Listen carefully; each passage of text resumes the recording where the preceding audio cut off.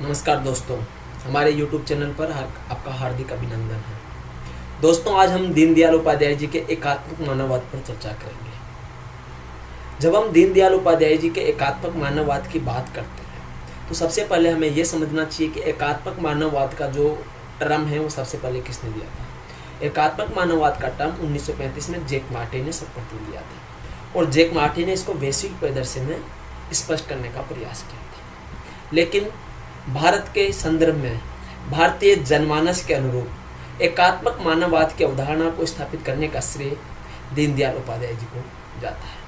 पंडित दीनदयाल उपाध्याय जी भारतीय राजनीतिक चिंतन के एक ऐसे विचारक हैं जिन्होंने 20वीं शताब्दी के अंदर भारतीय जनमानस के लिए एक ऐसा सिद्धांत प्रतिपादित किया जो उनको एक स्वदेशी की संकल्पना में पिरोता है। उनके अंदर राष्ट्र की संस्कृति के प्रति समर्पण को प्रदर्शित करता है और उनकी एकता और अखंडता को स्पष्ट करता है। एकात्मक मानववाद का सिद्धांत बेसिकली मानव जीवन के आधार को, मानव जीवन की परिभाषा को वैश्विक परिदृश्य के साथ जोड़कर स्पष्ट करता है। इसके अंतर्गत इस बात पर जोर दिया जाता है कि आत्मा यानी मनुष्य है, वह मनुष्य एक अलग प्राणी नहीं है, एकाकी प्राणी नहीं है। उसके अंदर एक जुड़ाव होता है। वह जुड़ाव परिवार के साथ, परिवार का समाज के साथ, समाज का राष्ट्र के साथ, राष्ट्र का संपूर्ण विश्व के साथ, विश्व का ब्रह्मांड के साथ। और ये जुड़ाव आपस में आत्मीयता की भावनाओं को पैदा करता है। ये जुड़ाव मनुष्यों को एकता के पिरोये में फेरने का काम करता है, एकता के धागे में पिरोने का काम करता है। एकात्मक मानववाद को स्पष्ट करते हुए दीनदयाल उपाध्याय जी 1965 में भारतीय जनसंघ का एक अधिवेशन होता है विजयवाड़ा में। वहां इसको एकात्मक मानववाद को स्पष्ट करते हैं और वो बताते हैं कि ये एक सर्पिलाकार मंडलाकृति है। सर्पिलाकार मंडलाकृति का मतलब है कि जिस प्रकार सांप होता है, सर्प होता है, वह जो गोल गोल मंडल आकार करके अपना आकार लेता है, उसी प्रकार एकात्मक मानववाद की संकल्पना भी है। और उन्होंने जो सबसे नीचे वाला जो गोला है उसके अंदर उसने मनुष्य को रखा है। उन्होंने मनुष्य को रखते हुए बताया कि मनुष्य से परिवार, परिवार से समाज, समाज से राष्ट्र और राष्ट्र से फिर विश्व और विश्व से फिर ब्रह्मांड। और इनके मध्य उन्होंने एक जुड़ाव दिखाया है। वह जुड़ाव है आत्मीयता का जुड़ाव, वह जुड़ाव है आपसी भाईचारे का जुड़ाव, वह जुड़ाव है आध्यात्मिक वैचारिकता का जुड़ाव, वह जुड़ाव है सांस्कृतिक मूल्यों का जुड़ाव। और इससे क्या होता है कि मनुष्य के अंदर एक अपनेपन से ज्यादा एक संकल्प आता है, एक आदेश, एक उनके मन में एक विचार आता है। वो विचार यह आता है कि हम राष्ट्र के प्रति भी हमें समर्पित होना है। तो उनका एकात्मक मानववाद के सिद्धांत के माध्यम से उन्होंने एक ऐसा स्पष्ट सिद्धांत देने का प्रयास किया जो मनुष्य को एक गति दे सके, मनुष्यों की आत्मीय एकता को स्पष्ट कर सके और आत्मीय एकता के आधार पर देश की एकता और अखंडता की रक्षा की जा सके।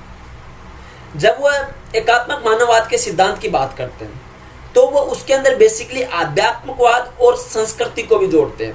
उन्होंने बोलते हैं कि जब मनुष्य के अंदर आत्मीयता का विकास होता है, उनके अंदर आत्मीय भाव, आत्मीय बोध होता है, तो वह आत्मीय बोध उसको संस्कृति के प्रति समर्पित करता है। यानी सांस्कृतिक जो मूल्य होते हैं उनकी भी वह बात करता है, उनके आधार पर भी वो आगे बढ़ने का प्रयास करता है।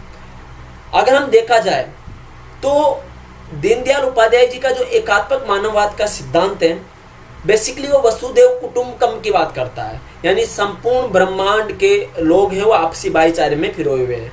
यानी ये बोलते हैं कि हमारे अंदर एक ऐसी गति होती है, एक ऐसा प्रभाव होता है जो हम एक दूसरे के हितों को आगे बढ़ाने की तरफ बढ़ते हैं।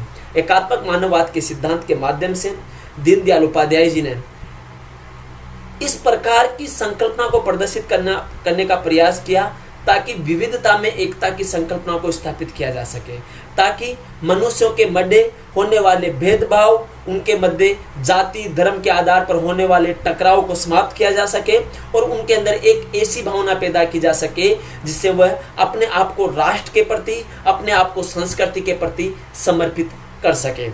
दीनदयाल उपाध्याय जी का जो सिद्धांत है वो 1965 में आता है और भारत जब 1947 में आज़ाद हो जाता है तो आज़ाद होने के बाद भारत के समक्ष एक ऐसी चुनौती आती है कि कौन से सिद्धांत के आधार पर भारत की नीतियां बनाई जाए, किस सिद्धांत को आधार मानकर भारत के लोगों के कल्याण को आधारशिला दी जाए, उनको एक गति दी जाए। ऐसी परिस्थितियों में हमारे पास कई प्रकार के वाद थे, पूंजीवाद, साम्यवाद, व्यक्तिवाद, समुदायवाद, और इन वादों के अंतर्गत हम इनके टुकड़ों टुकड़ों में तोड़कर हम इनके आधार पर नीतियां बनाने के प्रयास कर रहे थे। मगर हमारे पास कोई स्वदेशी सिद्धांत नहीं था, ऐसा कोई स्वदेशी सिद्धांत नहीं था जो बात करे एकता की, जो बात करे आत्मीयता की, जो बात करे आपसी संबंधों की, जो बात करे एक समर्पण की इस राष्ट्र के प्रति, इस संस्कृति के प्रति। दीनदयाल उपाध्याय जी ने 1965 में ये सिद्धांत दिया, और ये सिद्धांत जब उन्होंने दिया तो इसके अंदर उन्होंने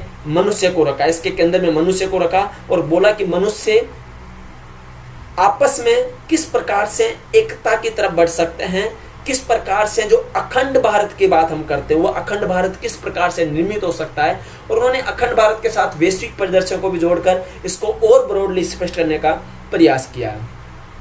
एकात्मिक मानववाद के सिद्धांत के माध्यम से उन्होंने एक समेकित धारा का विकास किया है। समेकित धारा के अंदर उनकी समानता का सिद्धांत प्रमुख था, और उस समानता के सिद्धांत के माध्यम से वह सभी मनुष्यों के अंदर आपसी भाईचारे, आपसी समन्वय की भावना पैदा करना चाहते थे। उन्होंने सांस्कृतिक मूल्यों को भी अपने एकात्मिक मानववाद के सिद्धांत में माना। उन्होंने बोला है कि संस्कृति से, क्योंकि मनुष्य कभी संस्कृति से दूर नहीं हो सकता, और जब वह संस्कृति से दूर हो जाता है तो उसकी नैतिकता में प्रहार होता है, और वह नैतिक रूप से अपने मार्ग से पथभ्रष्ट होने लगता है। इसलिए सांस्कृतिक मूल्य किसी भी सिद्धांत की एक प्रोय होता है, किसी भी सिद्धांत के एक आधार देते हैं। तो उन्होंने अपने एकात्मक मानववाद के अंदर सांस्कृतिक मूल्यों को भी समेकित किया है।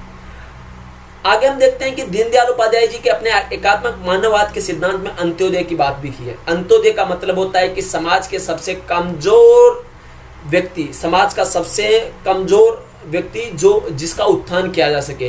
तो उनका एकात्मिक मानववाद का सिद्धांत उस कमजोर व्यक्ति के उत्थान की बात करता है। यानी कोई भी पॉलिसीज बनेगी, उस पॉलिसी के अंदर एकात्मक मानववाद की झलक होनी चाहिए।